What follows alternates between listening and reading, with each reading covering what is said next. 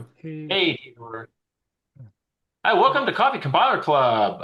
Here today to talk about compilers and language runtimes and what it means to join modular. That's kind of wild. And whether or not I can find a 17 millimeter pitch keyboard for my old key fingers, which are just not getting used to 19 millimeters. It's not working.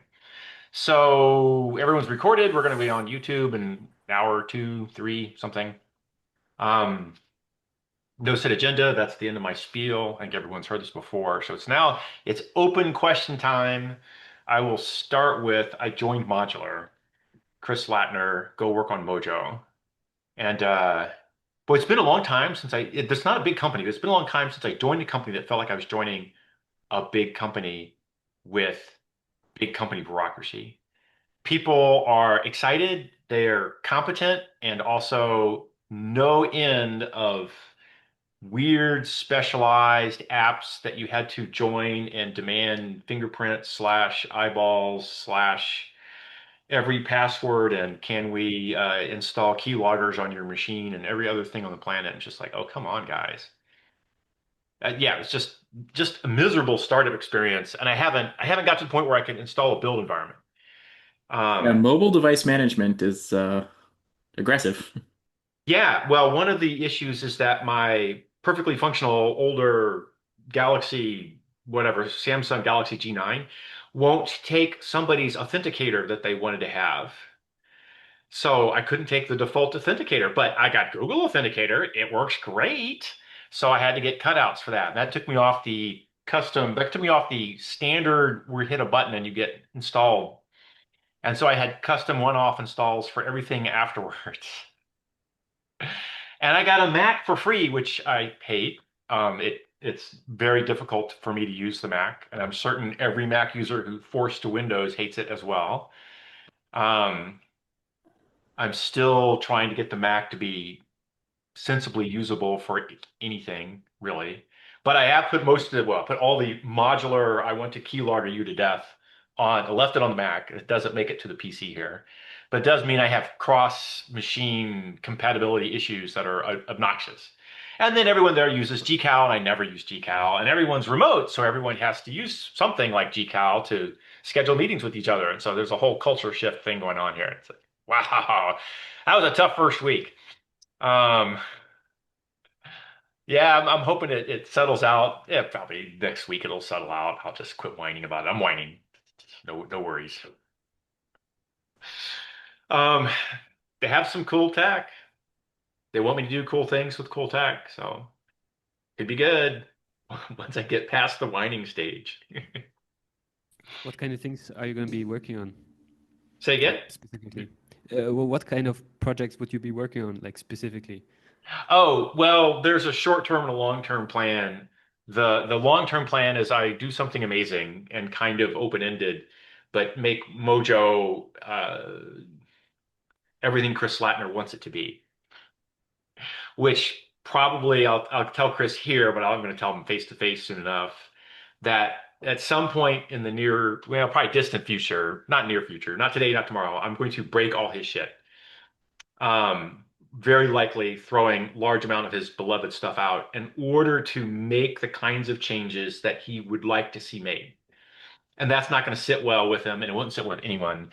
But he basically needs to get his head at the helm of modular and out of the boiler room.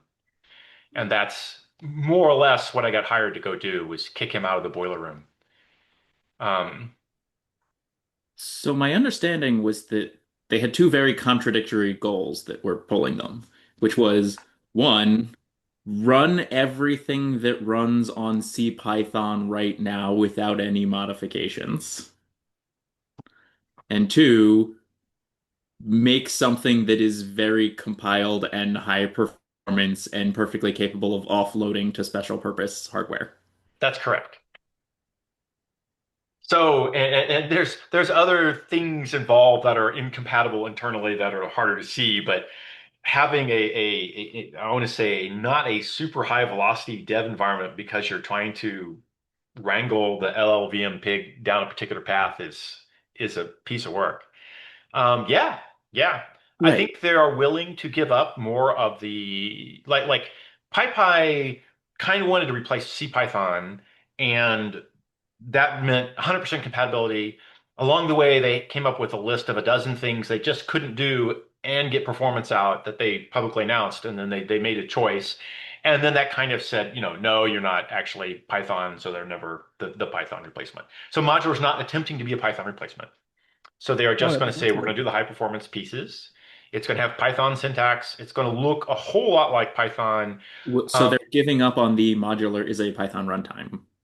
yeah, they never really had it that. They wanted it to be a very smooth transition for Python programmers.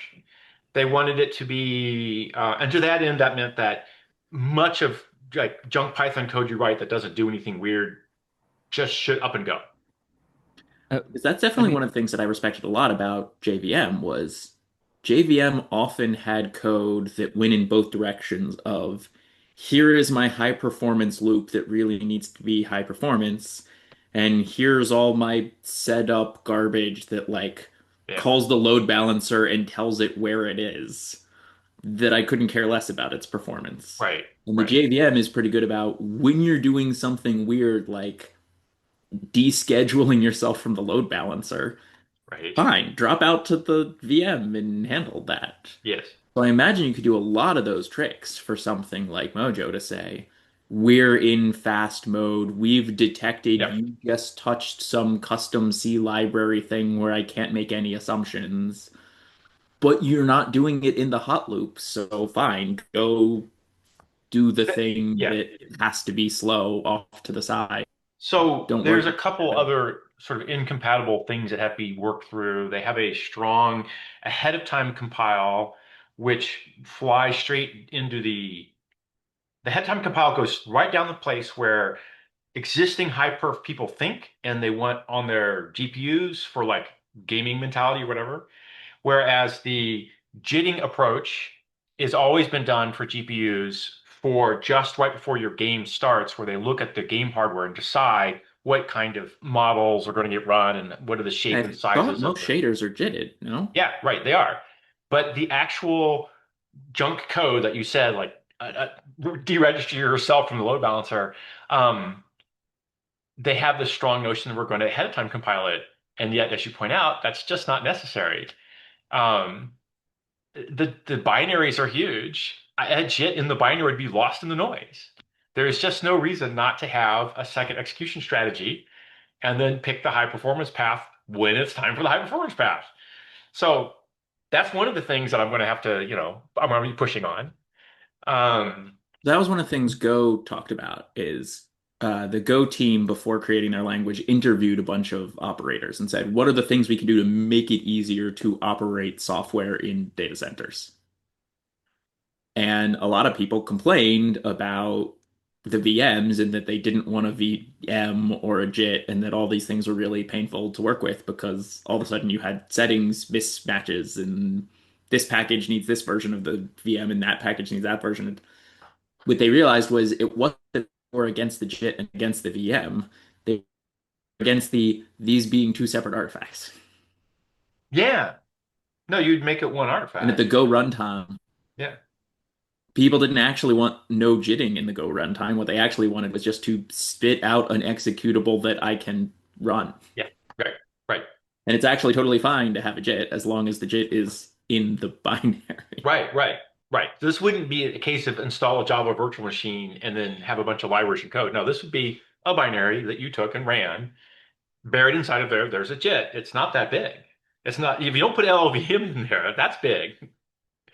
But if you put a hotspot flavored JIT, you look at the size of the code I get out of simple, it's not big. Fine. by the by the way, the superset thing, like where I'm very very sure Mojo claimed at one point in the past, at least on a blog post. I'm not sure, but if I saw it in a press release as well. But like, basically, they said that they want to be a Python superset at one point, probably 1 or 1.5 years ago. The thing is, I did point out that actually this was one of my only major gripes with Mojo, because I think, I mean, I also mentioned that in the Discord. I think like when you are already at the point where you want to disrupt a lot, you want to really do like deep tech work, making new language like completely change the landscape of basically a big portion of our industry, why then, like right from the start, anchor yourself to this massive like legacy project Python in the name of like full compatibility? Yeah, I right. think, I mean, like you also mentioned, like, you can't reinvent everything, which I also agree with. So this is where, like, minds differ, but I think that's a good solution, good decision by Mojo to just like let that go. Uh, I think there's still this kind of a feel that we want it to work, but I think the reality check has kicked in. At least people I've talked to have come around to, yeah, it's Mojo, it's not Python.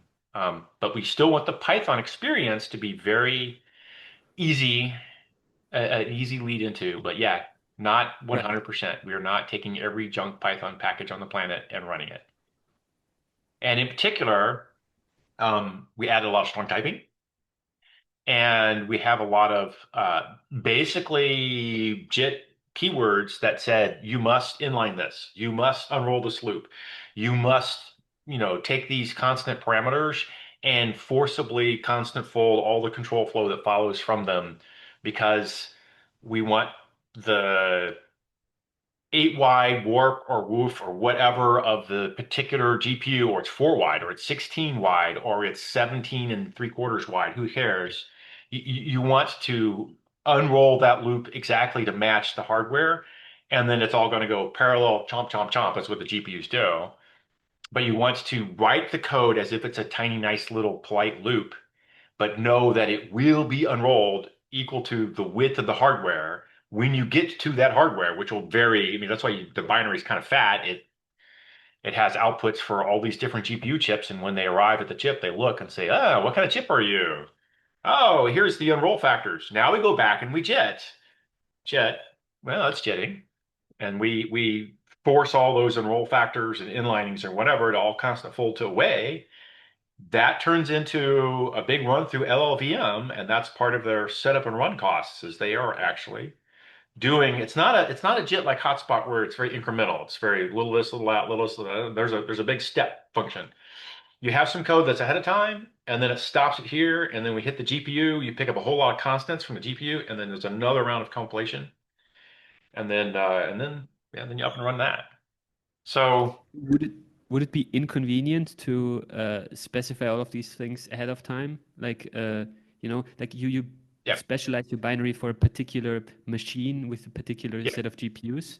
I Is that a believe they allow you to pick some machines that they pre-cook for. And they certainly have all these caching mechanisms in place so that if you visit the same hardware over and over and over again, they just pick up the pre-built bits. But And LPACK that does a lot of the linear algebra stuff. The first time I looked at it, boy, Aaron, your it's audio is breaking just up. big switch statements. Hey, your audio broke up a bunch there. You want to repeat? There's 35 print You got no in the sound custom. and you got no video. Can you hear me now? A little better. Still no video. Boom, and muted. Yeah, he needs to reset something. Okay, let's try this a little closer to the router. Can you hear me now? Yeah, that's better. I was going to say LPACK basically is a giant switch statement that says we've Yeah. pre-baked and profiled 117 different CPUs. Yeah. Which one are you on? Okay, use that one. Yeah, so that's what they didn't want to do because they particularly want to run on anybody's GPU. And if you have the GPU drivers installed, they'll ask the drivers, what is the GPU form factor, size, dimensions, whatever. And they want to let the hardware manufacturers supply that piece so that you can write once and get that performance on each of the different GPUs because very specifically they are targeting the NVIDIA monopoly. And that means they have to be as good as Cuda on NVIDIA, but then they have to be reasonably good on every competitor on the planet. And there are plenty of competitors who would badly love to get into the NVIDIA game. NVIDIA is just rolling in cash because everyone's AI GPUs are buying chips fast as anyone they can build. Yes, What they're dominating by API, not by hardware. exactly? Well, not exclusively by hardware. Right, right, right, right. So the goal is to enable other hardware manufacturers to come in and play, which means you're not going to have code targeted for that particular hardware's newest chip backend, which means you need an API that says, I got up to this far. Now tell me what your chip looks like. And then, we'll hand you a perfectly built graph layout for the AI computation or whatever the hell. But you need it, how much unroll, depth, width, height, whatever. And You're then there to preach the good word of not using LLVM anymore. right. Well, see, the theory on that one is that most of that's going to be defined using LLVM. So wherever it ends up here, there's likely to be uh, some amount of I would like to have a much more aggressive change, and I'll get pushback reasonably so about, no, don't break things, change the engines while the plane's flying. Um, but also a bunch of the things they would like, which would be like a better dev experience. And then you get higher performance from profile-based inlining and decisions like that. Those come from a different a different compiler. The LLVM issue is simply, its age and its size of everything. They're just Right. bulky as fuck.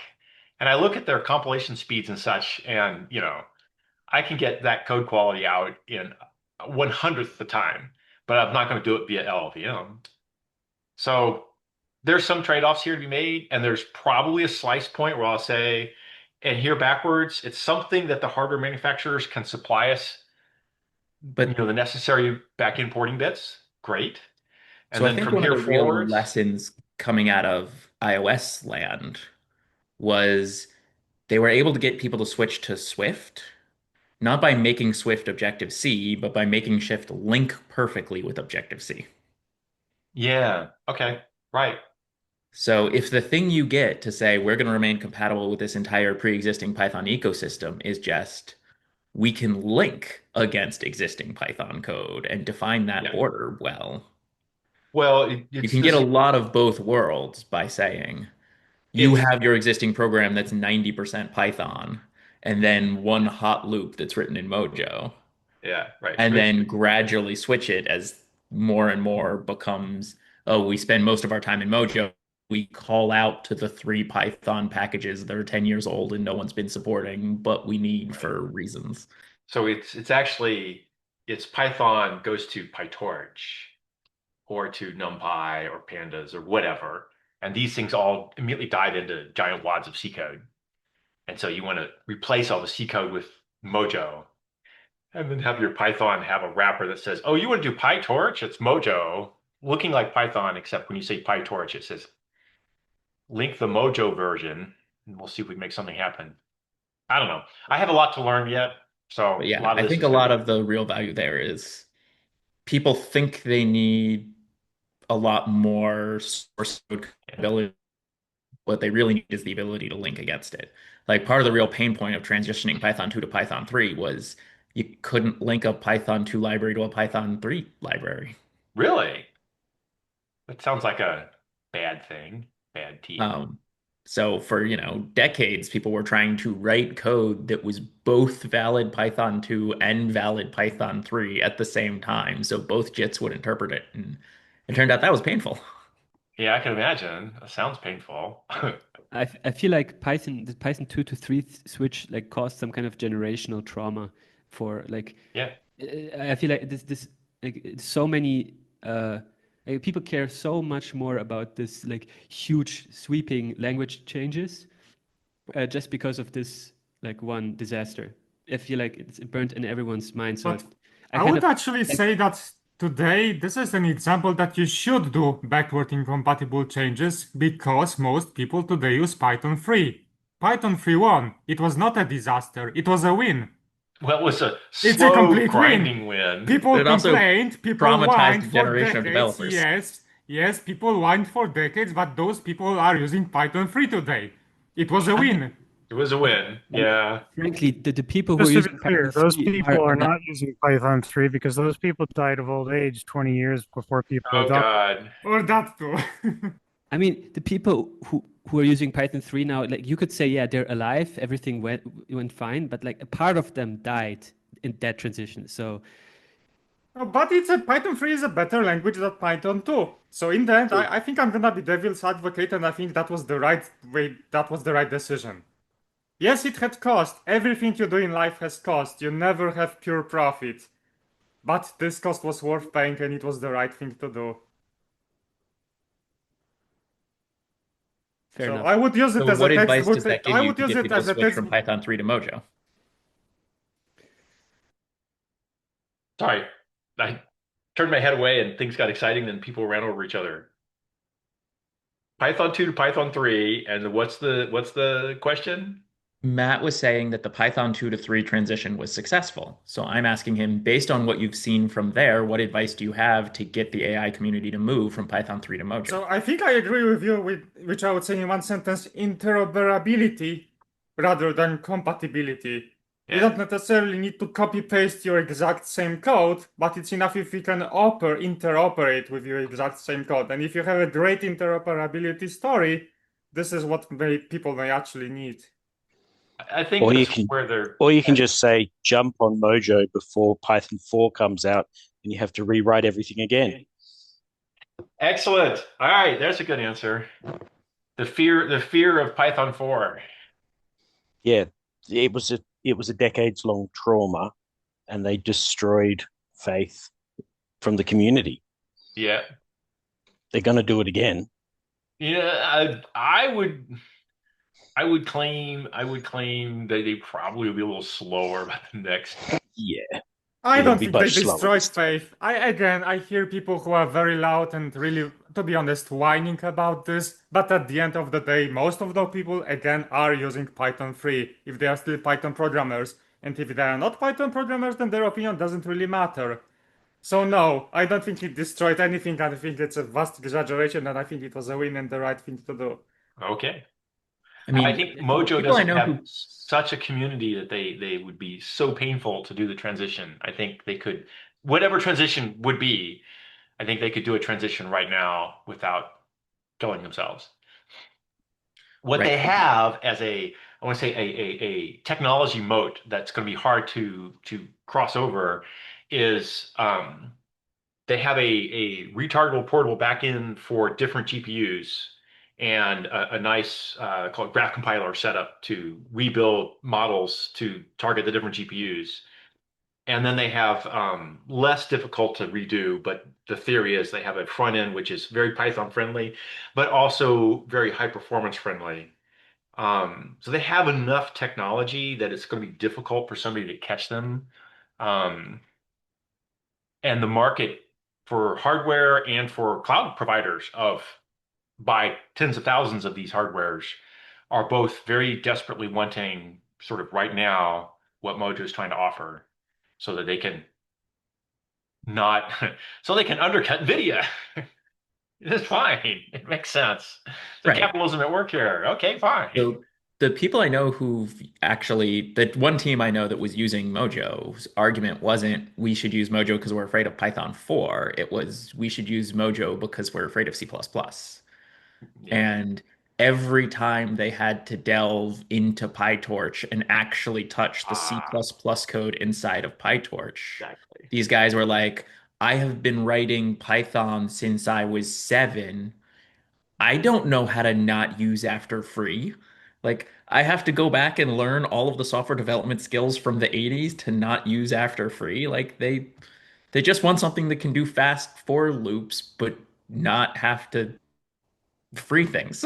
They did do they added linear logic in an effort to, sort of one up Rust for freeing, but without using like rough counting. Like Python does rough counting, which has its own issues. So they have a higher performance solution than rough counting. You have to use the linear logic, so you have to deal with that. They think they have a better answer. I haven't looked at it enough to say it's clearly better or worse than Rust, but I'm encouraged that it's going to be at least as good. So memory I've safety. never used linear types for programming, but having written a bunch of Rust, I am interested in things that make it easier to free without writing in Rust. Exactly. I have used linear logic for this kind of stuff before, but not in large volumes. I'm curious to see how it goes. The usual story is with all these things is you have a lifetime that doesn't conveniently match what the compiler can handle, and then you have to like figure out how you're going to tell the compiler or But sort on it. JVM and Go get a lot of ergonomics out of the fact that there's a GC there. There's a GC there. Yes, sir. There is a different thing with GC that bites people, and that's the leaks are free until you suffer the GC costs. And so the compiler doesn't help you at all with figuring out your leaks. So you just write leaky code, and then it all works great on your desktop. And after 2 hours running in the cloud, you run out of memory and you start to die. I would also say optimizing for performance, and I would not mean from the compiler point of view, but from the programmer point of view. There's a lot of things you have to be aware of when you do performance profiling for VM languages like warm-up times that you don't necessarily care about if you have fully ahead of time, and auto-tuning, like if you want to do or runtime or startup type auto tuning for this matrix size has to be blocked into this and this size of submatrices for the optimal multiply on my hardware. It's Yeah. still sometimes easy to do this ahead of time because when you do auto tuning with warm up times, now you have to write complicated benchmarking suite that takes care of that automatically. And you can, but it's more complex. It's You not have to go trivial. there. Like when I look at the performance values or numbers or whatever comes out of Java, the warm-up times for the JIT are typically never an issue. Now you can get benchmark times that are so short that it is, but the usual story is if I have anything running more than a few seconds, the JIT has disappeared and it's done. Now, on the other hand, the notion of how you allocate Wait, did memory, you just describe the benchmarks game website? I have only ever done thought benchmarks for 25 years. It just sucks. Because everyone was like, "Hey, here's my benchmark, and it's proving C is faster than Java." 10,000 of those, and the answer always came back. There were a lot of things that were going on that were different. Semantics were different. Somebody was running, the sign, 1,000 billion signs in a loop using the Intel sign-op, which is extremely leaky at the edges of the bits, um, versus Java's perfect, IEEE 754 to the last half. Oh, and so we weren't compatible numbers. One was actually fine for certain kind of games. You could be sloppy on sign in games up to some fraction. That's great. Um, if you're HPC and you wanted to compute weather, you probably wanted the sign to be, IEEE That was one of the 754. changes between Fine. 586 and 686, I think. I'm sorry, say again? I think between the 586 and 686 x86 processors, they made sign more correct. Oh, they, And they that really definitely, helped the JVM, which was trying to do correct sign math, suddenly became th- a single instruction as There opposed to. was definitely some instructions added that checked for out of bounds conditions and would do shift scale mutilate things for ginormous sign values. Signs are from 0 and 1, and if you put in a radians or whatever from 0 to 2 pi, but if you put in fractions or multiples of 2 pi, then you could just mod off the extras. So if you put in 100 billion and you say, give me a number between 0 and 1, you only get a few bits of precision left over in the end. So they had some instructions to help with that, and I ended up writing the implementations of those. Yeah, I threw them in. Uh, so the actual code that I was spitting out in C2 for doing these sign things had a reduction loop and had a couple other things you did. And then I exposed them to the optimizer, and he could tell if you knew something about the ranges of values, he could skip some of the steps. But yeah, it got better. I think the very first cuts for sign were always soft float, the software library. Anyhow, benchmarks sucked. People did all kind of bad things with benchmarks that were unrelated to Java versus C and everything related to different semantics. Or occasionally there was be startup times. Yes, my benchmark runs in a 10th second. Okay, that's great. I'm not going to compete with a 10-second startup benchmark. If I had a pacemaker in my chest, I would definitely want it to start up again in a 10 second or less. On the other hand, If I'm computing chat GPT context and it's taking me 10 minutes per word or something stupid to go things out of here, I don't fucking care about 10 second.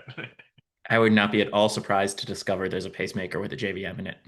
Oh, geez. I actually kind of would unless they weren't jitting and they were just, they only needed so little. Like there was these Java chips for a while that were running Java bytecodes, except of course you can't. So they would throw an exception if you had to GC or whatever, blah, blah, blah. Yeah. Nah. The one that really surprised me with the places you find JVMs that I wasn't expecting Uh-oh. was the chip and pin credit cards are almost all doing Yes. Always signature that sound when they Java. push that so hard. And And you're I guess like, it worked. why is Java in my credit card? I'm so confused. I don't know either. Other than Surely you're sudden, using a different JVM in the credit card than the JVM you're using on the server. yes, yes. And you're I'm running a guessing that different one's interpreter stack only. and software and whatever. So I was trying to prove that you could, go small scale as well as big scale. And they Yeah, but overreached and did think too many think things. about why you want something running on the credit card though. And this is the this is how do you avoid the man in the middle attack, right? Yeah, Well, but you avoid the man in the middle by not giving your data over to whoever wants it, right? yeah. You have to challenge So response. a challenge response, exactly. But So yeah, it doesn't need to be putting a Java. JVM on the credit card actually solved that problem. And it is a much different JVM, Yeah. dramatically different. You talk about the, I don't remember. There was some very small squeak. Yes, it's a limited, it's actually a limited subset of Java. Right. And yeah, Oh, there's a chat. That's what's going on here. Yeah. Is it anything Tim like All card. the Java? integers are Oh, I guess 32-bit. so. Is it anything like Java Mobile Edition or ME used to be? No, but you would be running mobile, but the actual VM was even more reduced, although I imagine it could run the ME version. I'd have to go look. It's been a long time. I want to say Squeak, and there was another name of one of these early tiny JVMs. You can get them pretty small. No JIT, right? Skip all the security Squeak was a crap. Smalltalk VM. No, there was a Java version. And it basically bytecodes and bytecode interpreter, not a whole lot more. You have to have enough brains to crack a class file, maybe not even a jar. I don't know if you have to do a jar, it's a gzip. And then boy, you wouldn't need tons more, whatever native libraries you're going to connect to the RFID and Wi-Fi and whatever other things. Bluetooth. It's interesting. You Yeah, don't no, even have to write the and crypto and because the and keep in crypto is a mind that dedicated DSP. a lot of the Squeak guys also worked on Java. So a lot of small talkers. oh, yeah. So I mean, so um, Gilad Baraka, for example, he was in charge of the JVM spec, or the no, actually he was doing Java language spec for several years. Yes. His self-title was Java Language Theologian, and which actually matches Gilad to a T. A fun character, that's for sure. And interesting passions for yes, how to define language specs. If you want to guarantee that your language can link against some other language, Say Python, which would be C.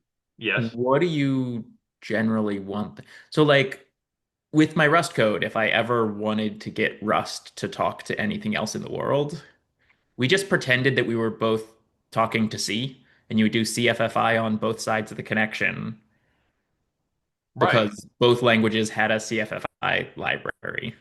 Right. But then But not just for put a linking paper something out. like Mojo to Python, you want something that's much deeper. You want native Python objects to be a valid type in Mojo, and for Yeah.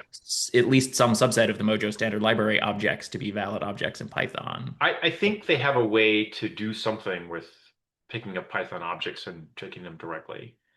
I've read a lot of stuff, but there's miles and miles more to go. And all I'm trying to get is what is possibly available in the documentation. There's hundreds and hundreds of miles of documentation to read. I Can't was be thinking back in, to when I was in school, I used MATLAB. yeah. And one of the tricks people used to do to get GUIs in MATLAB was that you could instantiate any Java class as a MATLAB object. And then there was an API to be like, talk to this Java thing. And it just shuffled all the commands back and forth between a JVM and the MATLAB Right. interpreter behind the Gotcha. hoods for you. But it was really nice. You could just be like, Java pass in the jar, and it would start a JVM in the background and instantiate that object and hand it to you and do all the wiring for you. Right. And that's how a lot of people got their GUIs was they would use Java graphics libraries. Wow. I would not have said that was the ideal way to do that, but okay. Um, and it meant you could talk to like random Yeah. things that were, record the temperature in this beaker.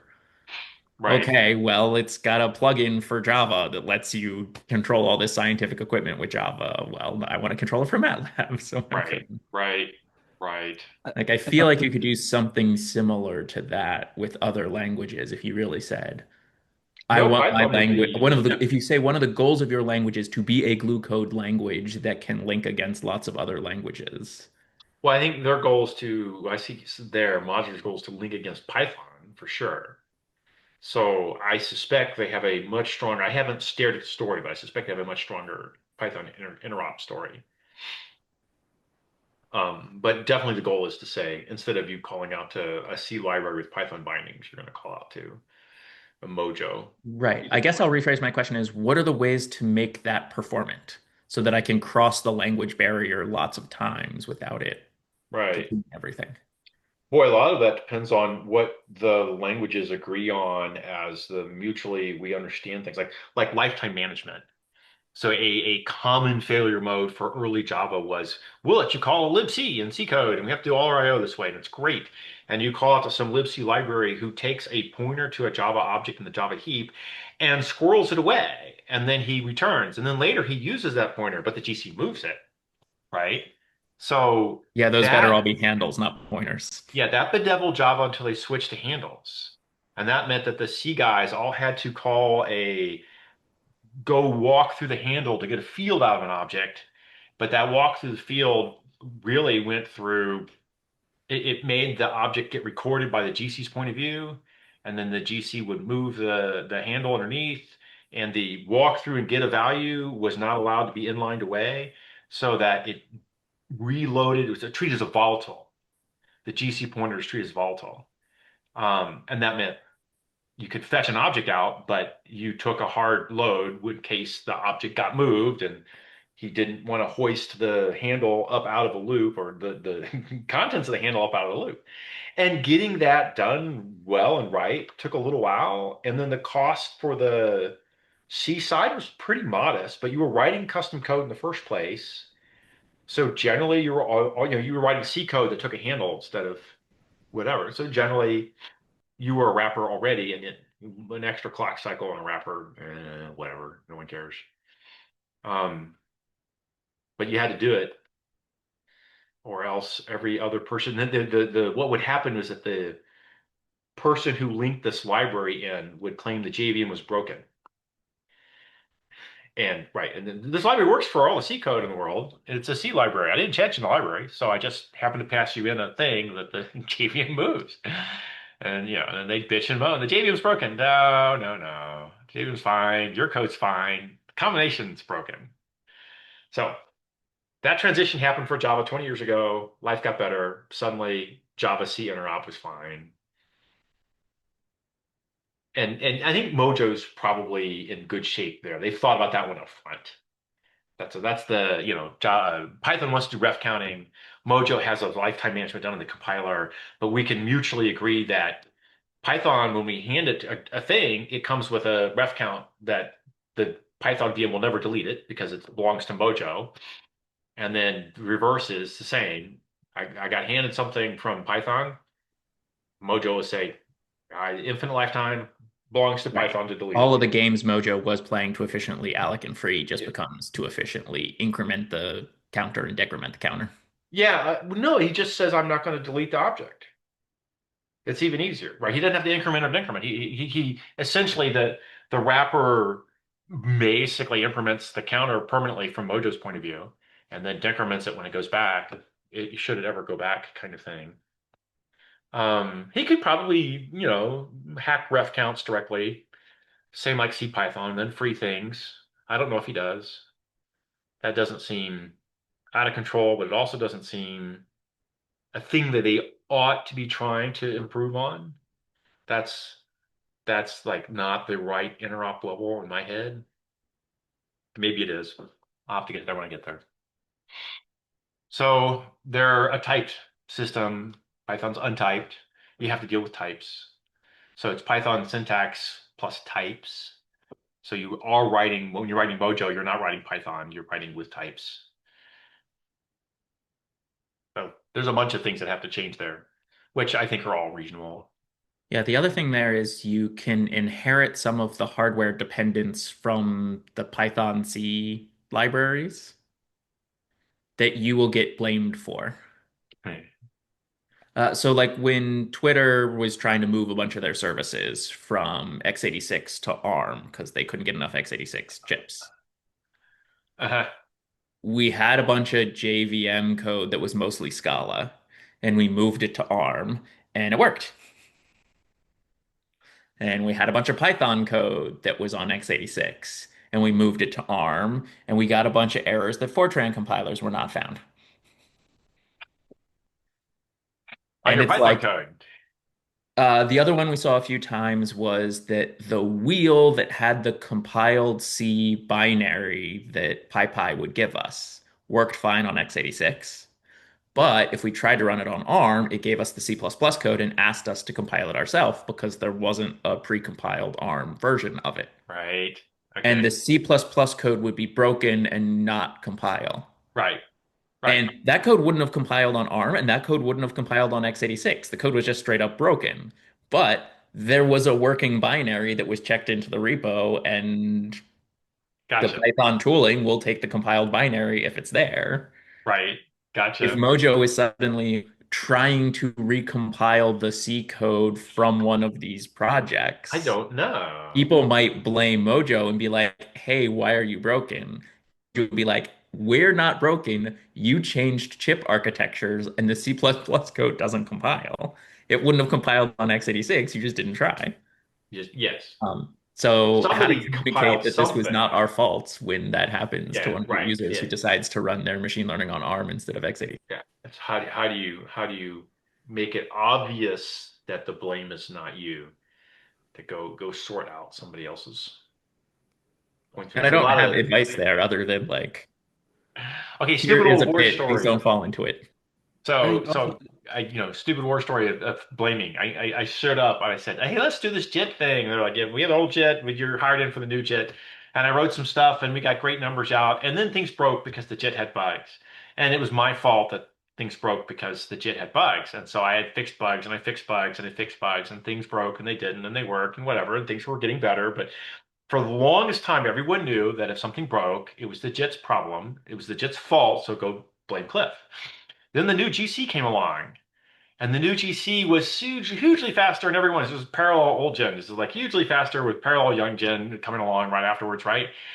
And after a while, I was able to point out that, this bug is a GC bug. It's not a JIT bug. Why are you blaming me? Go talk to the GC guys. And then it became the GC's turn to be every bug was a GC bug. And they got their shit together and they cleaned up slowly. And after a while, it wasn't their fault, but they got all the blame until the next big thing came through, and then it was somebody else's fault. But there was a default person's fault when something broke.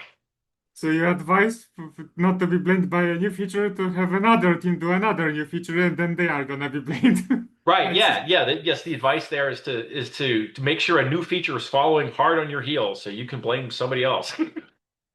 The network team at Google used to talk about that because they used to run into a lot of things that the network was flaky and dropping packets. And Right. they were like, when we first started doing all of our custom routing, mean time to bug fix was our head metric. Yes. And then after a while, we got to the point where a lot of the problems people were blaming on the network weren't actually the network. So we had to shift from mean time to bug fix to mean time to innocence. Yeah.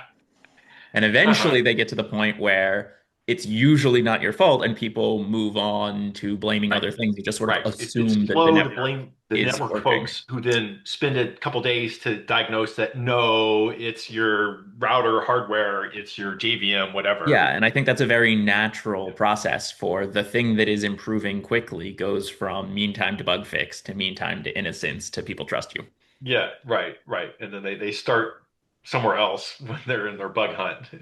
It's not the I think network. All right, maybe it's something else. Oh, maybe it's the router dropped. It's the load balancer is throwing me away or something. Yes, fine. I think this is an underappreciated aspect of memory safe languages because if you're writing in a team like together on a memory unsafe code base, since Hmm. you can corrupt arbitrary memory, you can like kind of fiddle with other people's uh, Yeah. memory regions, and no one knows who exactly to either well Who to blame or blame?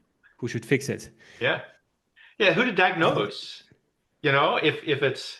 If random corruption happened, it's harder to pick where you start from in the whole debugging stack, right? How do you start cutting out people from the problem domain till you get down to it was here and then it was not here and we called this function and it broke me and then I handed garbage off to him and he crashed. He's blaming me, but I got garbage in, garbage out. I got corrupted, and yeah, I think you're right. Yeah, I've definitely seen the version of a use after free bug was sitting there for a long time. And then one of the downstream things that you call in your loop adds one allocation when it Yeah, used to be nothing you called in the hot loop was doing an allocation. And it stuffed it in that spot where you were using after free, and right, suddenly your bug throws its right. head, whereas before you were using after free, but like it was still there. It was So still there. Yeah, right. Yes, like those things are not easy to diagnose. yes. I had plenty of those floating around. I don't know. I had it sorted out while I was at Sun, how to manage lifetimes from C code. That was one of the things you just had to intern in your head. So we shall see. Theory says I won't have to deal with that directly. Um, well, actually, well, why not? Chris would like Mojo to be written in Mojo, which, if it was fully functional and had everything you wanted, not a bad answer necessarily. Could be fine. But right now it's in C++, and there's a custom LLVM backend for a bunch of things. So there's a lot of C++ At least code. Mojo's compiled. Python being written in Python was always an interesting challenge. Did they? But Python was never written in Python. That's what PyPy was. Oh, yes. PyPy was the Right. not just a Python JIT. It was Python written in Python. Python. Yes. And then the Java folks tried that too. Java OS. What the hell, guys? Fine. So And in fact, Graph started life that way. It might still be that way. That makes more sense. Have a compiler for Java written in Java. That kind of makes more sense for JVM bytecodes. Well, hi, what's up? Yeah, well, come on up and say hi, everybody. Sorry, my cat just woke up. And Lisa's out of the house, and he wants everyone to know that he's alive. And where is everybody? And I'm all alone because I slept late. And you have no work in life, so what the hell? so what is the general the common argument for like self-hosting? Because I kind of don't like it so much, but I guess one thing is always like dog fooding. Um, Yeah. and then is Yeah. there anything other like what other reasons Dog can it be fooding for? means that your No, entire I know what it means. dev stack and debugging, and it just gets a whole lot more stable and and solid. So for a new dev to come in and use the tools, they'll do all the things that you had to suffer through while you're dog fooding, and so it helps make the product a hell of a lot more stable. You find all your flaws about things that you shoulda, coulda, woulda, and didn't do, and especially your debugging performance, this, that, a lot of the potholes get cleaned out because you're using your own stuff on a daily basis and you have the power to change. So if you don't like it, you fix it. Otherwise, I don't know. For compiler writing compiler, it makes a lot of sense because compiler writers are strongly opinionated about how the language shoulda, coulda, woulda ought to work. And they're big developers as well, and so they'll get the dev tool stack figured out and all that kind of stuff. Whereas if I'm writing an OS and I'm looking at Java virtual machines, I don't know that What makes is the sense. Golang tool written in? I don't know. Do they dog food themselves or they Yes, yes, Go is written in Go, I'm pretty sure. okay. But they started, so you bootstrapped with I assume C++. Yeah, I'm pretty sure Go 1 and 1.1 and 1.2 were C Go, Okay. And then but they had I the flip. at some point they switched Yeah. from. I could totally buy that. That again, for Mojo, in my head, it makes sense to be able to do that. Having said that, that won't make the modular the company any money, not in the short term, because money's going to come from enabling hardware manufacturers to sell competitors to NVIDIA. And that's Yeah, I was going to say your plan is to get the money from the chip manufacturers, not from the AI developers, yeah, right? or cloud providers too, because they buy the chips in huge bulk and they want to buy cheaper chips. It's fine. Yeah, so for example, for Mojo, I don't know. I mean, I think it would probably be a better use of time to write, like, kernels, write like GPU software instead Yeah. of rewriting the Mojo compiler in Mojo, right? Right, exactly. That's what I'm saying. Yeah. Yeah. So I I think as a personal thing, I would like to rewrite the Mojo in Mojo. As a modular company employee, the right answer is to enable more chips through the Mojo stack.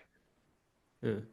I don't know. I think it's probably I'm biased because my language is focused on like operating systems. So I feel like if for instance, if I had started from the point I want to like write my compiler in my own language, I'll already have a bunch of constraints. Like it needs to be the compiler needs or the language needs to compile to something that can run on an operating system, interop with C, like cffi, somehow yeah have platform dependencies all sorted out, linking, ELF, things like that. So I feel like puts a lot of it distracts from maybe my goal if my goal is not exactly to build like ordinary programs. Right, right. Yeah, how close is your use case to writing a compiler? Right. Yeah, I It guess. turned Big out C's complicated. use case was actually a lot like the compiling use case. Right, cat. Sorry, can't see, but the cat is helpfully sharing with the mouse and pushing on the key, wants to flatten out on the keyboard, and it's fine. Then the little zoom hand wanders over somebody's picture and pops up and helpfully says, "You want to unmute this person who's muted and ask them questions and stuff." So stop, stop, stop. Quit that. Yeah, so we'll see. The people who think money want me to go make Mojo a better GPU running chip, and Chris Latner, who basically co-founded the company, wants it to, self-host and be a better programming language. And there's some serious conflict of interest floating around that I get to go sort out. It's fine.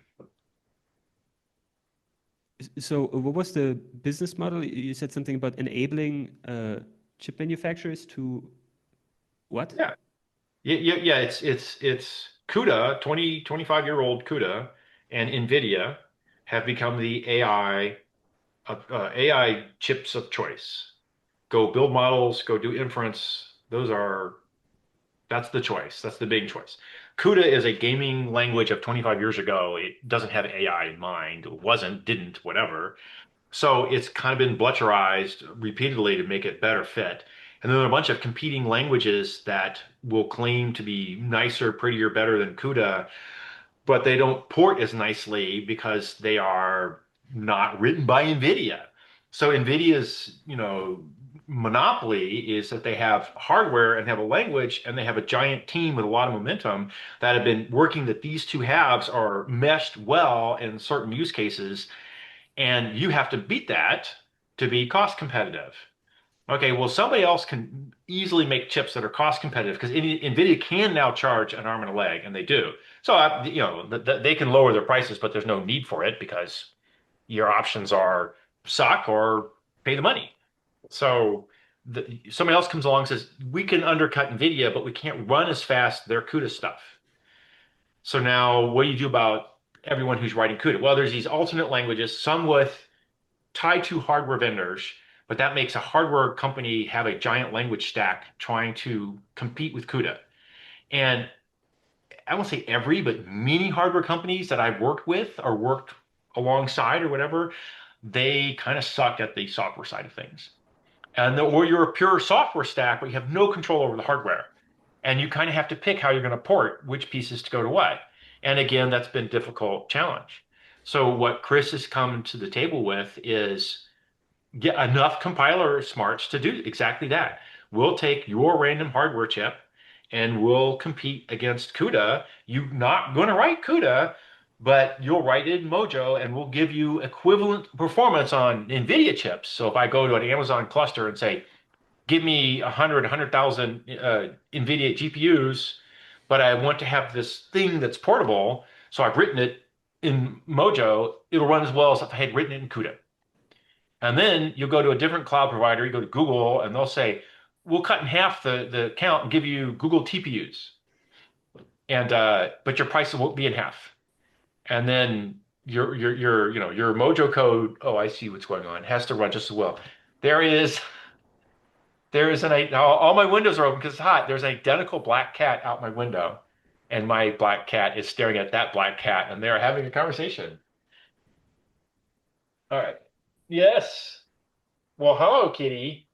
I even know whose neighbor it belongs to, and it's not leaving either. It wants to be noticed. It's debating. Yeah, that was one of the things that surprised me is for CPU, we've basically settled on like three assemblies.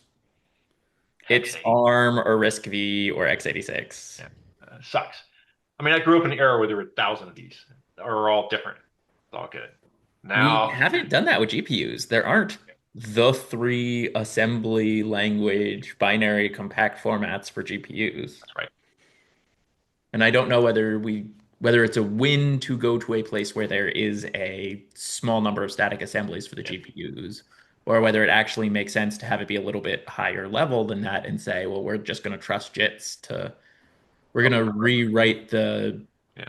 um, It's I forget what the clearly, last step in the JIT is, the thing that actually does the layout. And Well, NVIDIA strategy is basically trust the JIT, right? Because one could say that they only publish high-level virtual assembly and then they JIT it to the particular assembly of a particular GPU.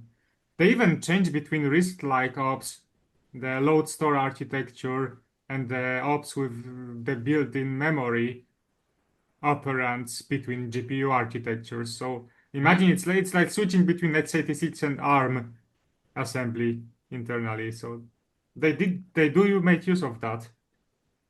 So is the step from CUDA to like this lower representation, like PTX, I think it's called, is that step open source? PTX is still public, and even SAS is Yeah, kind of yeah. public. The lower level you are thinking of is the SAS assembly, No, SASS. I'm thinking of like, is the compiler that Yeah. converts CUDA to PTX, is that open source? Does anyone know? I don't know. Because I'm wondering, like, Good it's a bit question. tricky for Mojo to kind of like compete because CUDA can like probably, or like NVIDIA can break probably PTX or CUDA however they want, and then Mojo will be kind of trailing behind a bit. But I guess that's right, still but if you can bit tricky. get Torch and TensorFlow ported from Yeah. C++ into Mojo, then they won't break it. Right. Or at least they'll work with you when they're breaking it, so by the time they hit the market, it works again. Right. Well, For yeah. what it's worth, LLVM does have NVPTX backend, and Yeah. that takes LLVM AR and spits out PTX assembly. But PTX assembly is still this high-level virtual assembly. Okay.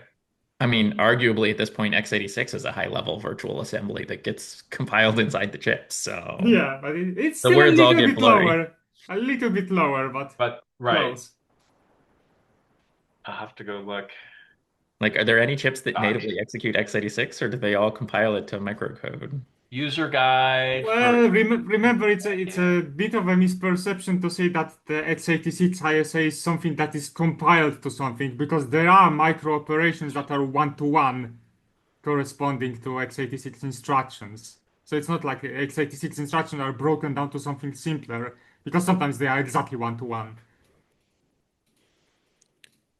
Integer addition, for example, with the integer register operand, that's just one-to-one. Well, I will be learning all about PTX in the next couple months. What's going to be. We want to talk about something else today? Anyone There got is, something they want to by bring the up? way, Cliff, there's this good series of lectures called the GPU mode, and they had pretty good overview of PTX and SAS. I would recommend that if you are into that stuff. Well, I'm going. I can find that, but maybe you will find it, or someone at the company is probably gonna point that out.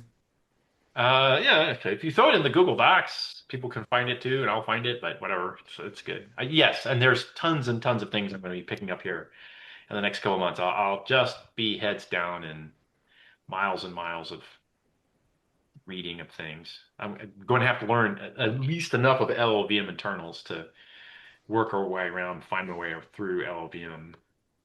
Not I a thing think I'm I looking forward found it. I'm gonna be posting this in a moment. It's the lecture 37, Introduction to SAS and GPU Microarchitecture. It's to. pretty Okay. good because it's actually up to date in contrast with many other internet resources. Did it make it But into the 2024 up to date, but that's still better than most. yeah? Did it make it into Google Docs here? But Yes. there's a limit to how fast you can make LLVM go because Well, that's their the architecture issue, is very focused on separations of concern. They want right? people to be able to work on one part of the compiler without understanding the whole compiler. Right. And my current theory, which may change repeatedly, is that to get any of the interesting performance compile speed performance gains that is clearly on my table to go on my desk to go do, it'll be I'm going to cut LLVM out and jump back into it after I've done a bunch of things and then remove a bunch of leading passes out of LLVM. That would be the obvious way to go there. Um, And then if somebody wants to add another pass to LLVM inside modular, they have to have a discussion with me to say, no, this one goes here or there, before or after some cut point. What about MLIR? Because what's interesting about Mojo is that they already kind of cut a lot of LLVM, but doing some early high-level work in MLIR. And they did see that it was actually taking quite some time to do MLIR passes yes, rather than just having to rely on LLVM. yes. So it's MLIR, which is Chris Latner's baby, for which the obvious thing is I'm going to cut out and come back in post some point where a lot of MLIR work, I said LLVM, but I meant MLIR and LLVM work, has already been done by some really fast pass by a Cliff Click. This is how you write fast compilers class, and then feed into the back end where at some point it'll tee off to the hardware manufacturer's version of converting PTX to their particular GPU or something. Something along those lines is my current theory of where we'll end up, but I don't know. And like I said, at some point I am very likely to break Chris Latner's stuff, for which he and I will have to have a come to Jesus moment, and he'll have to become a CEO and not a lead engineer. So when you're doing sea of nodes, the JVM targets a bunch of different machines Yeah, and can do instruction selection and binary layout for multiple different machines. yeah. Would you have done anything differently if you wanted to target thousands of GPUs that have very different, where you really want it to be modular, where that instruction selection and layout is pluggable, but you also want that to be as independent as possible from everything that happens before instruction selection and layout? Um, where I'm at with simple is the, which was a refinement and simplification of what the JVM did.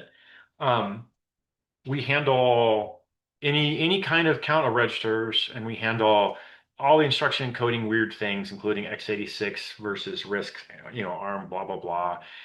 Functional unit timings and spacings and the like. These can all be described in machine independent ways as part of porting of a chip.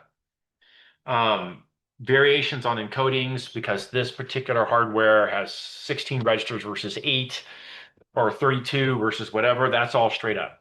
What I'm not currently doing in this setup is saying, take these loops, SIMD loops, and unroll them by a particular amount according to the target hardware.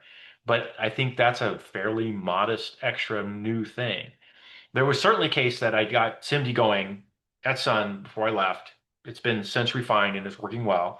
And somewhere in there, we picked up from the hardware we're running on the size and the width of the SIMD unit. And that goes straight into the loop unrolling code. So that's not yet picked hardware instruction ops. You're still in standard C of nodes ideal ops, but you take a loop and you do the necessary things to align, cache line align, and all that, and unroll by the width you're expecting. Then when you get down to instruction selection, you see, oh, I've got 4 loads in a row. I'll use a SIMD fat load or a FIMD fat load and add or whatever. Or it's 8 in a row and I'll do the 8 version or whatever. So it's arranging that at the ideal level, it looks like standard stuff, except the enroll's big. And then at the machine hardware instruction selection level, oh, I happen to have an in wide with an in unrolling right here that I can just one-to-one plug them in. So I think I'm not far off from that model. I don't know what new things GPUs bring to the table that have to be made Right. portable. I was going to say some of that's going to have to go to pretty high level places. So like if I'm calling FFT, Hmm. my FFT function probably in somewhere that's vaguely readable looking at the source code is going to say, in the event that I'm on FFT supporting hardware, call the single instruction that says FF transform all Yeah, of the right. memory at this location for this many bytes Yeah, right. versus call the library that does FFT. Yeah. And that, the Mojo guys have that piece done because that's what they call parameters, but they're really just constant function arguments with a hard rule that they will inline and unroll and disappear. So as a sea of nodes implementation, there is like, should I inline this function as a heuristic always shows up? And then there's a bunch of trivial rules. But one of the trivial rules will be, I've been flagged with must inline. Okay, fine. Decision done, inline, and away you go. So they have these compiler hints that they use specifically to go do these things. And along one of them is like the size of the elements. I'm using FP8. I'm using extended precision, da da da, FP 2.5.5 or whatever the fuck. And then I have two of them, 4, 8, 16, 200, 75, however many. And you have an array of constant bounds of weird data types with the rule that you inline and you unroll. Okay, that's all still like straight up ideal hacks in the Sea of Nodes graph.ini issue. So if I make an assertion that says, hey, I want this thing to run and it must be natively supported FP8, Yeah. and I target a hardware that doesn't have FP8. No, then you would get some version of an error at runtime saying, I'm trying to run a BSD binary on a Windows machine. It doesn't work. Yeah, it'll just yell at me and be like, I literally cannot produce a binary because you gave me contradictory Yeah, right. claims. Yeah. You said target this hardware And you didn't supply that and hardware. use native Right. 8-bit floats, and that hardware doesn't have 8-bit floats. That's how you So get plugs. Right. And so, you get these options in the sort of magical realm of we'll just implement a soft lib for 8-bit floats or whatever, and performance will be 1,000 times slower. And I claim that for this kind of model, the huge slowdowns are just not worth it. You just declare error. So yes, somewhere up front you said I need FP8, and somewhere in the back end they're like, I'm running it on a Core x86. It does, FP32 and 64. It does not do FP8. Do not, One interesting trade-offs I think it's in GPUs compared to CPUs, speaking of microarchitectures, you have a trade-off between the in ILP, instruction level parallelism, and register file occupancy. Because say if in a CPU, you often want to unroll the loop if you want, if you know you have independent instructions, because you're gonna increase instruction level parallelism, because you know we can just dispatch those instructions to the yeah, independent execution units. The problem is that in GPUs, you can have, say, consider NVIDIA Ada, which is like from 2 years ago. You can have 64 kilobyte register file. That sounds a lot, 64 kilobytes, right? But now consider how many threads are you gonna have. And consider what happens if you blow up the register usage, if you unroll in every single thread. You actually run out of registers. So it's not always a good idea to just push instruction level parallelism, even though you could, even though all of those beautiful instructions are independent, because you're gonna run out of registers. Yeah. So that is one interesting trade-off that you have in GPUs, but not as pronounced in It, it CPUs. It definitely no, it definitely showed up in CPUs. Like the loop unrolling heuristics for C2 have things in them that say things about how many live values are running in this loop body and how many because x86 had 16 and Spark and RISC and ARM have 32. So I would go do that count and then say, if I'm going to run out, stop unrolling. Now it wasn't a perfect fit, so you Don't gotta unroll if you're just going to make the register allocator cry. yeah, he wouldn't crash. He would just you'd lose it all the gains and spills, right? It wouldn't actually run any faster because you'd just be endlessly spilling. The allocator was good and it would handle it, but you didn't gain anything. And then the next thing you did is you unrolled again, you blew out your iCache, and then you lost. There's definitely an iCache blowout rules in the unroller. But if I'm on a GPU where it's a kind of a hard fit, like there's not a spilling option per se, or the spilling is really brutal, then I would claim you'd get a lot more tighter on the heuristic there. Let me go count how many things I'm going to end up with, and let me compare it against some hardware spec I'm targeting, which I think is where the Mojo folks are either at or they're trying to get at. They've gone a ways down that path of how do I fit this various kinds of super wide issue things into this various pile of boxes, just bin packing on a larger scale. So that's one of the pieces I don't know enough to have a good feel for what's the right way to tackle it. Yeah, but to me, the tackle, it's very two-sided. I feel like I don't know how much of this is just this is where the good stories are, so that's what you talk about at conferences. But most of the talks I've heard about Mojo were very much about how to make the hot loop happy and all of Yeah. these tricks. Yeah. A lot of the places where JVM really shines is about getting the very rarely run cases out of the way. Yes. Yes. Like the JIT is very good at the always assume this branch is taken if not deop. Always assume this branch is taken if not deop. Always assume that this branch is taken if not deop. That's one of my All this other junk goes away. Now I don't blow my iCache because I have a nice tight function that yes. is only the thing that actually happens 99.99% of the time. My one of my things I'm going to bring to the table is that mentality. And I don't know if it's the right thing yet, but it does seem very plausible that we can be 100% type safe and have no UBs and also performance because we're going to take all the bad cases and throw them overboard. Because, like, I don't know if you've profiled machine learning workloads before. One of the most important optimization, and I don't know how good JVM is that in ML is kernel fusion. Because if you have one function that is one kernel that is doing some maybe softmax, that's just going to say maximum of x and zero, right? And Yes. maybe it's gonna go through entire matrix. And another one is doing matmul, matrix multiplication A times B. You could have taken the softmax kernel, which is like a loop over a matrix, and combined this with the matmul kernel into one loop. Yeah. So this and that would save you huge costs of memory, all data movement. Yeah. That would be basically minutes. So I think kernel fusion is one of the most important optimization that has to be really, really, really done well. I know that the LLVM and MLIR guys do that. That's a key part of what they're doing. And I know that the JVM, when I left it, had enough knowledge to do that, but I only rarely did it because I had other things on my plate and people at the Java land were not writing those loops. A few HPC guys did. There were a few micro benchmarks I went and picked So up. I would say that kernel fusion is as important for AI kernels as Yeah. the inlining getters and setters was for Java. Like you Yeah. wouldn't imagine Java compiler that doesn't inline getters or setters, right? Right. Because that Right. would be slow as dog. So Yeah. I would say fusion is pretty much as important. I believe that. And it's as doable as anything else is in any of these JIT scenarios. It's all completely reasonable to stare at that and sort it out.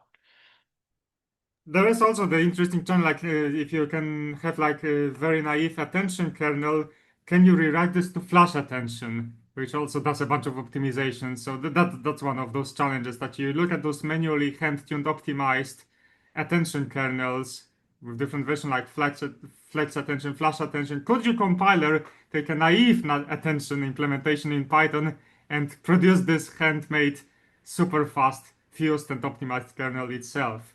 Because that would help productivity a lot. I claim that that's what the Mojo folks are claiming.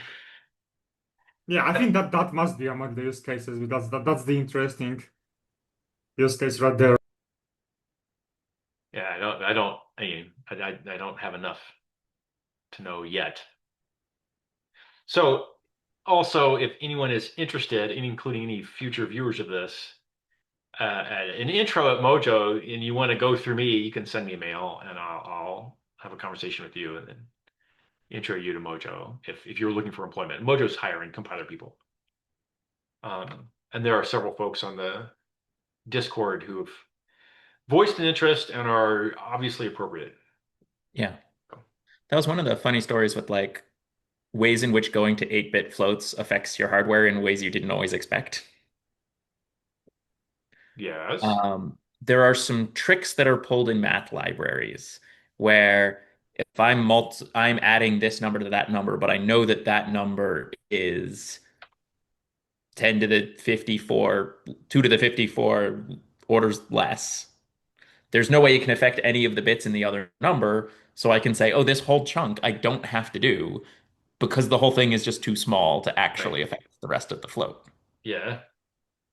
If you're doing a machine learning thing and you've got all these probabilities that are between 0 and 1, they rarely drop to 2 to the minus 54. Yeah. They regularly drop below 2 to the 8. Yes. So suddenly you get all these cutoffs where it's just not doing a whole bunch of math because it can't possibly affect the bits that you care about and things get truncated. And you kind of wish you could tell the hardware, yeah, I'm doing 54-bit precision because the mantissa is really helpful for me and I would like to know what these slopes look like. But also, I only sort of care about the low bits here, so I if you're only affecting the bottom half of this float, go ahead and ignore the entire rest of the calculation. yeah, And that the one hardware's changes just not good at semantics. allowing you to say, There I is want a 54-bit precision, but I only really care about the first 16 bits. there is kind of like this analysis called demanded bit analysis in LLVM, which basically looks at which bits are demanded by a particular operation. So you could probably steer that code, well, not actually that code, but you decide it's that code elimination or approximate code elimination using demanded bits analysis. That could be interesting. There's a thing there that says I'm okay with an approximate answer. I'm changing semantics. Right. Like one of the things that we did at I H2O want to was, say any number that is less than a 65,000th yeah, treat as 0. yeah. So one of the things we had at H2O was how to get numerically precise results out when you added a billion things that were 1 bit to a thing that was a billion. And if you threw away the all billion bits, you made no change and it was zero change to the big billion. But if you added the billion up separately, one at a time, you got another billion, you added another billion, you got 2 billion. It was 50% difference. So the errors, if you just throw away things that are below threshold, the errors will stack up. And they can stack up a lot, depending, or they can all be approximately cancelable. And you were correct to just throw them away. It didn't make any difference. So that one, I think that's like a semantics change, and somebody has to, who's designing the model that you're implementing, has to come through and say, and here I am willing to throw away, but you have to tell the compiler Yeah, throw that's away. exactly seems to be it, that it has to be programmer annotation because when you think about, I was thinking about why didn't approximate computing take off, right? There was this whole decade or 2 decades of work Yeah. in compiler optimization. Let's have compilers do approximate computing and figure out that this matrix times this matrix can actually be used by optimized by lower rank matrix, and then you're gonna have easier multiplication, but it didn't really take off in any mainstream compilers. So it's probably exactly that, the programmer annotation is a must after all. Somebody who's got some serious math skills has to say it's okay here. Are you still You in need contact with domain the people knowledge. from H2O that had the serious math skills? Yeah, we hired like the engineering, like a third was mathematicians, a third was data scientists, and a third was essentially systems engineers doing parallel distributed scale out stuff. Right. But do you have a favorite mathematician you want to bring over to Mojo to be like, Oh, to hey, bring over to Mojo. I certainly had a favorite mathematician there. Whether or not they'd be interested in Mojo, I don't know. Go join the Kernel team. I don't know what they're doing these days. I because have to I've go talked to a look. lot of the AI people at Stanford who just don't know the math to get these approximations right. To Right. Yeah, because right. they don't actually want matrix multiply. What they want is something that's like matrix multiply, but a lot cheaper. Yeah, yeah, right. And they're willing to take all kinds of interesting approximations, as long as some other math properties hold. Right, as Yeah, long as it doesn't tank the answer, yeah, which right. some of them do and some of them don't. And so, exactly. That's why these mathematicians, so it's fun with the mathematicians. So some are like, no, you absolutely have to have this extra, not available bit has to totally factor into the math, blah, blah, blah, whatever. And other times it's like, yeah, no one cares. These errors all cancel out. You can throw them away. It doesn't matter. Not a question I could answer, not a question the compiler could answer. Fine. But yeah, I think a lot of the AI speed up that we're going to get in the next few years is people really going deep into the math and saying, what matrix multiply like things can we Yeah. do Can we instead? do instead? Yeah, yeah, yeah, yeah. All right. 11:30. What other fun things here? We, I we just think it's funny that our entire economy is being built on matrix multiply and fast Fourier transform. I feel like people didn't see that coming.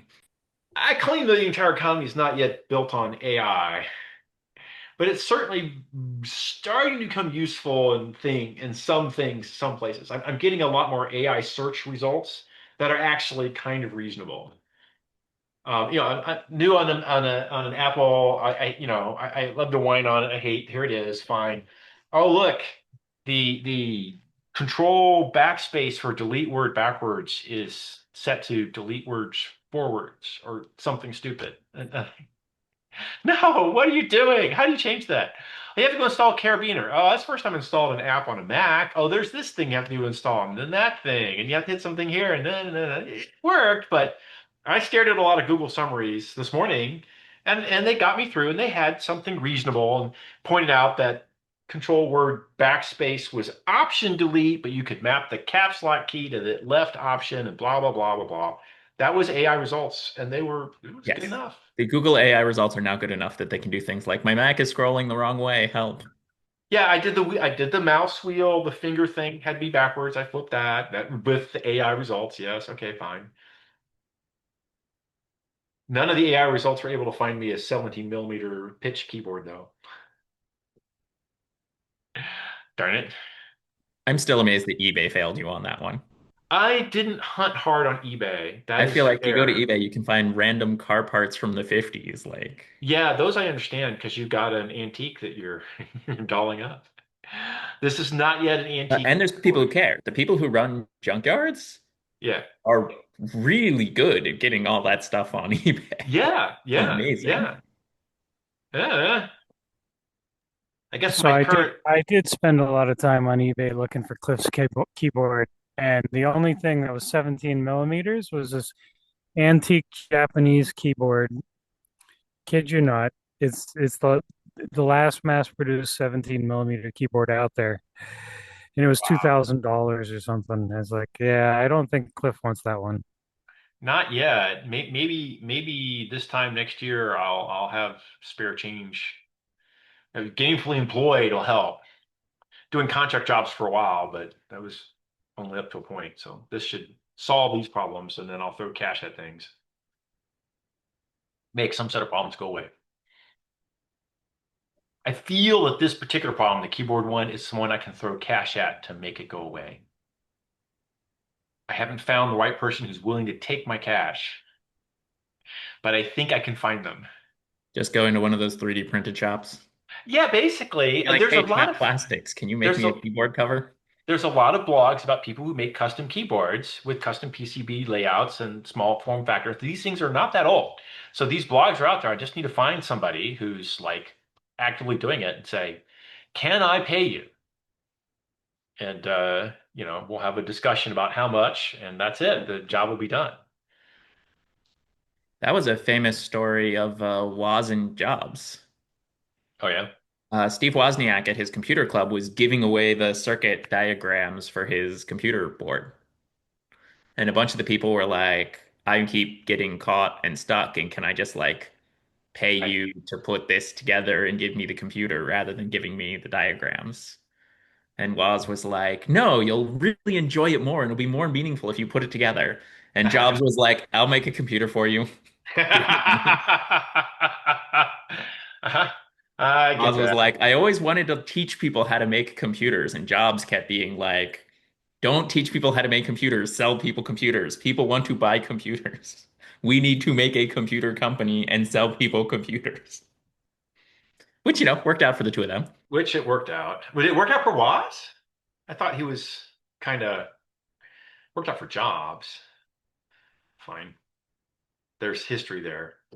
I have no Hey, idea how wealthy Woz is, but from the things I've seen him talk about it, he seems quite pleased with his life. oh, good. Okay, good. Good, good, good. I thought there was some bad blood between them at some point or another. But if he walked away with a comfortable lifestyle, all happy land. It's all It good. was a great talk, a bunch of people on board, and he was talking about the fact that things were pretty good and he loved technology. And his wife, who was there off stage, decided she needed to intervene that it was not okay because he keeps giving away his iPhone to people. And he's like, no, no, you should see this. It's so cool. It has all of these features. And he would give away his phone. And then she would try and call him, and a random person would answer because he'd given away his phone because it was so cool. And he wanted the other person to understand how cool it was to have a smartphone. Wow. This talk Wow. was a Well, I kind while of wish ago. I'd seen the guy more. I think I met him once or twice, but been fun conversations to have. Okay, fine. Da, I da, don't know da, what da. Woz is up to these days. I feel like I haven't seen him in any talk since like 2010. All right, I'm gonna wrap it up here. I have Clearly, we my He's should invite he's Woz. active Oh, in the make he's active in the maker space in the Bay Area still. oh cool. Bob Lee used to hang out with him. Oh wow. Yeah. Okay. Cool. The makerspace. I wonder if I can find somebody in there who will do me a keyboard. That would be in the Bay Area. It'd be very nice.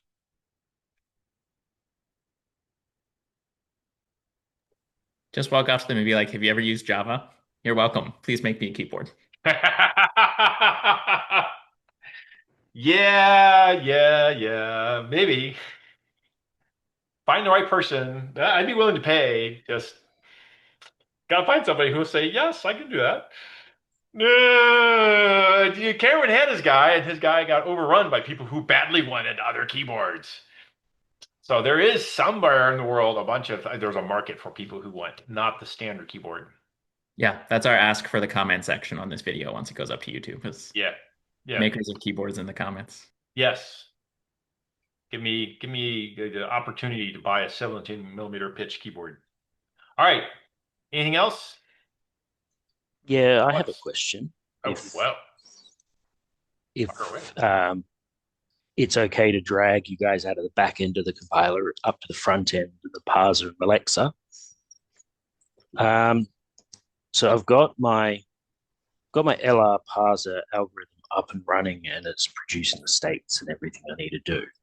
But now I'm sort of stuck trying to figure out where I'm going to do where to do the boundary between the parser and the lexer, and get that to automatically generate the the lexer code out of it. I can't find any info, any articles or any white papers or anything on how this stuff is all done. It's all a case of once you've got your list of tokens, here's how you transform things. Cool. How do I tell from the list of rules what are the appropriate list of tokens? I wonder if anyone's come The- across anything like that. yeah. Well, your rules have to be with tokens. That the rules themselves should be mentioning tokens. That's your list of tokens. So it's just literally you've got to have a separate syntax in your language. A Lexer spec, like I never use Lexers. Just so you know, these are all things that are kind of some people insist in and some people don't. I never use a lexer, no bothers. So if I want lexing done, and of course I parse, so I do lexing. Yeah. At the point in the parser where I need a particular token, I call the lexer for that kind of a token that I know is coming up. So I have decided with my one character look ahead that I saw a digit, so I'm expecting a number. I call the number parser. I saw the string quote. I call a string parser. I saw a random ID. I go ahead and call the ID parser. And it still might be a keyword or it might be a user ID, but I'm going to call the ID parser. And he's going to have first character is this and the remaining characters are that, because you can have X3 where any letter is the X, but the 3 is a number, but it's part of the ID because of how it was found by the parser kind of thing. So that's Yeah. one way to go. So I've got, as I said, I've got the LR algorithm And just up, to point out, I'm Matt trying. threw in the chat, crafting interpreters. Yeah, that book has Yeah. pretty good walkthrough through this. If you look at chapter 4, chapter 5, chapter 6, chapter 4 is scanning, chapter 5 is representing code, which is abstract syntax trees, and chapter 6 is parsing expressions, which is exactly taking your token rules and constructing abstract syntax tree out of those rules. I think that's Yeah. exactly what you're looking for. I know I've read that article. That's not particularly the question. So I am handwriting the lexer at the moment. I can get, Put some syntax in the doc, and I'll share the yeah, doc, and you write some code that you're trying to figure out how to go. That's Discord here. If I find the doc, yeah. So yes, it's not. and I will share. Um, Cool, right. Let me kill and reset the share button now. Here. So here is your parser as your grammar. Go Yep. ahead and write a sample piece of code. Sorry, I don't understand the question. Okay. What do you mean? Write a sample piece of code. Write hello world. Write the hello world program, the moral equivalent of the hello world program. Oh, okay. I'm not there yet, so I'm parsing. I've got a parser that parses this grammar syntax. So Okay, it's spitting. Well, I guess what I'm trying to say is, how is the language supposed to look like? What is your apparent way that you would expect it? Like I see up here that I have a class, has a scoping, and a pound class, and a pound Oh, extends. okay. No, this is the language in a kind of way. It's the class, it is the grammar specifications. So I'm currently reading in the grammar specifications, and then I've got the abstract syntax tree already. So all of this is already happening. I'm So now what's the question? asking, the question is there a way that I can get the abstract syntax tree of the grammar definitions and automatically figure out what the tokens are? Or do I need a separate syntax? So at the moment, I've got in here, for example, this class, I've got the pound symbol, thinking that, well, then I could just say that's a token. Whereas the identifier would be, you'd put a dollar in front of it because you actually want to read the string in. You care about the contents of that token. And if it doesn't have anything else, you can just dump it on the floor because no one cares about it. That's sort of where I'm leaning, because I can't seem to figure out how going through the abstract syntax tree of the grammar. Okay, be careful here. What's a token and what's not? Grammars don't have an abstract syntax tree. Grammars are, sometimes tree-like and maybe DAG-like as a description language, whereas an abstract syntax tree says I took a concrete program that I parsed it into a tree-like structure using the grammar. So for instance here, I have a scoping rule. So I said public class extend class foo extends bar, and then you had open close, and this is a string in the language. For instance, Yeah. maybe it's not, but I'm trying. Then there's a tree that I built out of this, and that tree probably has, generally speaking, I would have here, I would say the tree top level is some class node, some class AST. Internally has descriptions like public, extends, bar, as a, oops, there we go, that's not helpful. What the hell do you do, Google? Come back. Extends bar and is named foo, and then you're going to have fields and methods and blah, blah, blah. And those will be subparts of this tree node. So underneath the tree node, there'll be a field AST, and there'll be whatever, I don't know what other things you're going to mean. You have some description that turns into a tree in the end. You do this for code, you do this for type definitions, you do for whatever things you want to do. But I took a concrete chunk of language, but not of grammar. Like this was the chunk I Oh, did highlighted here. yeah. I don't know the right way to do something. No, I'm passing the grammar. That's what I'm. Okay. That's what I'm So saying. you're now okay. So you're actually trying to parse the grammar and then build a tool to parse programs using that grammar. Yeah. So that is the parsed structure of the Gotcha. class line. So the last line. Yeah. So I'm parsing that into a structure. You've got modifications, you've got sequences, etc. So that's all coming out. You're trying to build a parser that I'm takes a trying to grammar. This build. is like a bison yak thing. Yes, I'm trying to build a yak, Okay. basically. But I'm just wondering because Yeah. yak, you don't need to specify your tokens, and somehow it figures it out. And I'm just wondering if there's any sort of your grammar heuristics. Yeah, I don't have one. No, I'd make one up. But exactly, I would make it up by looking at your grammar rules. Your grammar rules have keywords which you put pound on, and it has things like the identifier guy, which has a regular expression. That's your rule. Yeah, that's what I've come. That's sort of what I've settled on because I can't figure out a way not to include that specification. So if you remove the groupings from them. So in the grammar description language, there's something that tells me that I am looking at some concrete syntax like the text string class versus I'm looking at a nested grammar rule like bracket identifier bracket. Yeah, so that's the nested rules. You've got to have that. Right. So that tells me that bracket identifier bracket is not a token in the lexer. Whereas class as a word, I'm going to highlight it here. This word right here is a token.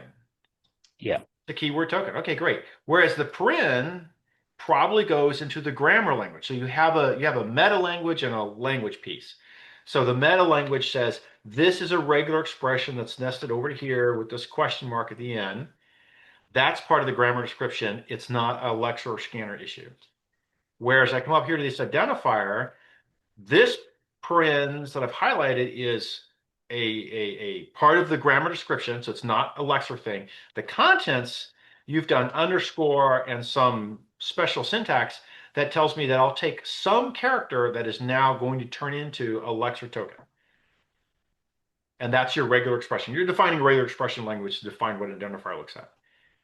And I think many of the grammar guys that I used very, very long time ago would have special callouts for what an identifier syntax is, what a number syntax is. Everything else, like the word public, private, extends, class, they just pick them up by looking at the grammar rules. Yeah, and I just posted relevant section from the crafting interpreters, which exactly talks about this. How do you identify what are the lexemes, what are the tokens, what are the token types? Like in your parser, you're gonna, for example, recognize if the next token is while, well, that means while is a reserved keyword, so you want to put this reserved keyword as a type of your token. So that's how you're gonna be deriving. And it gives you a simple example of the enum token type, which is probably how we're gonna design it. So no, it is treated in this book. I would say that that book actually does introduce this.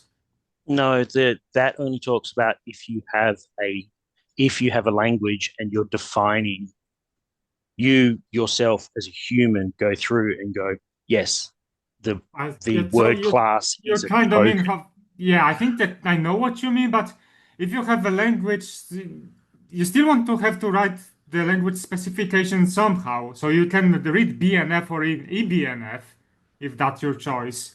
Yeah.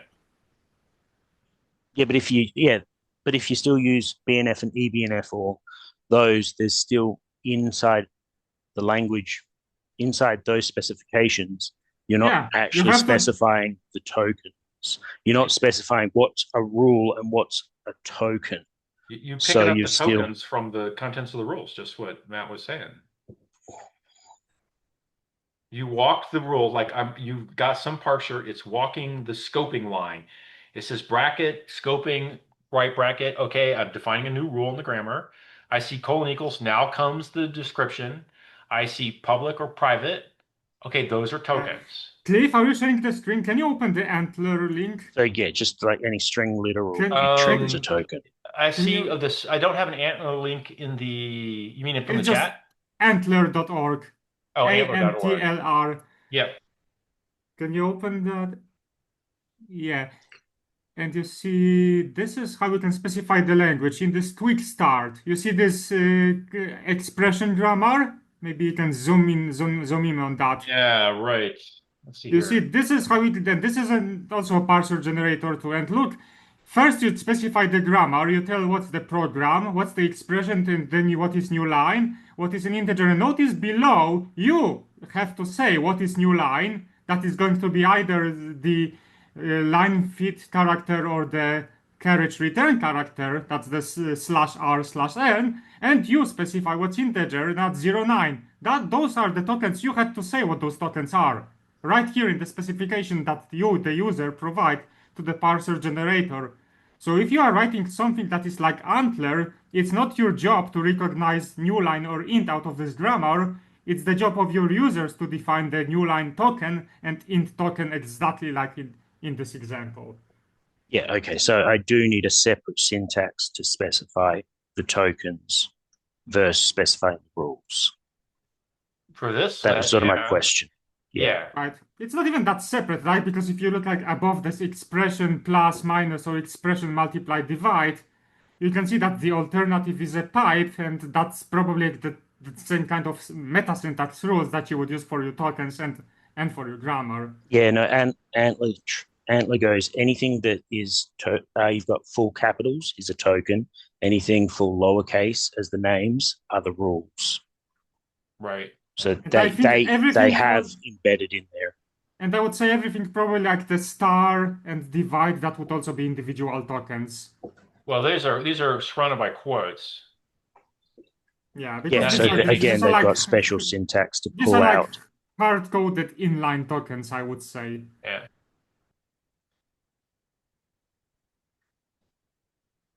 And again, Yeah, here quotes around the open. Does yeah. that Okay, that that answers help? my question. I do need a different syntax to identify the difference between. Or even Um, asyntax. yeah. Something? There needs to be something to distinguish between the two distinct types because there's not a any sort of heuristic or just you can look at the look at the rules and figure out what's a token and what's not. Yeah. That's what I was thinking. I just wasn't not really too sure because there aren't really any articles or anything on it. It's This just stuff this was is all how solved in the 60s, so yeah. everybody forgot about it. And Google sucks in the last 10 years. Yes. So It's a finding separate this stuff issue, is but yes. painful. Just, I would only say that as a matter of don't do what Bison and Yak do. If anything, do what Antler does, because Bison and Yak are really obsolete garbage, to be polite. That's the most polite way I would describe this on a public stream. So don't do what they do. Yeah. I'm all happy I to was use Bison and Yak as well. I was thinking about not thinking. I also tried just doing a Lexilus parser generator, but I can't for the life of me figure out how to do a not rule, I which didn't is very understand important. I initially didn't understand you were trying to write a parser generator. I thought you were just trying Sorry. to write a parser for a particular grammar. But Yeah, you're trying to same write a here parser. initially. Same here. Yeah. Yeah. All right. Yeah. I'm gonna call it quits here so I can get my stuff done before I go to my modular meetings We that have are now coming up here. solved compilers from the GPU register files to lexing. Yeah, no, and you've given me a bunch of stuff to go look at as well. But I need to get my exercise in today. I need to eat some food for lunch, and then I go to back-to-back meetings this afternoon. So I got my day already cut out. If I can get, there it is, Zoom to quit doing things. Okay. That was a fun round on everything to do with Mojo and parsing. And hope to see people next week. All right. Bye-bye. Have a good weekend. See ya.